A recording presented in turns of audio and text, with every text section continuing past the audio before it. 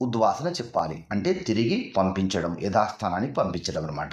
దీన్ని కొంతమంది ఏమంటూ ఉంటారు, కదిలించడము అంటూ ఉంటారు. ఎప్పుడు కదిలించాలి, ఉద్వాసన ఎప్పుడు చేయాలి అని అంటే 3 రోజులు పూజించారు, 4వ రోజు కదిలించాలి. 5 రోజులైతే 6వ రోజు ఉదయము, 7 రోజులైతే 8వ రోజు ఉదయము, 9 రోజులైతే 10వ రోజు ఉదయము ఉద్వాసన చెప్పాలి. ఉదయం మాత్రమే ఉద్వాసన చేయాలి కానీ రాత్రి ఉద్వాసన చేయకూడదు. ఈ విషయాన్ని గుర్తుపెట్టుకోండి. అయితే ఉద్వాసన మంత్రము ఇప్పుడు చెప్తాను, స్క్రీన్ మీద మీకు చూపిస్తున్నాను చూడండి. గచ్చ గచ్చ సురశ్రేష్ఠ స్వస్థాన పరమేశ్వర యత్ర బ్రహ్మాదయో దేవ తత్ర గచ్చ గణాధిప గణపతిం యథాస్థానం ప్రవేశయామి పూజార్థే క్షేమాయ పునరాగమనాయ చ అని అక్షతలు వేసి నమస్కరించాలి.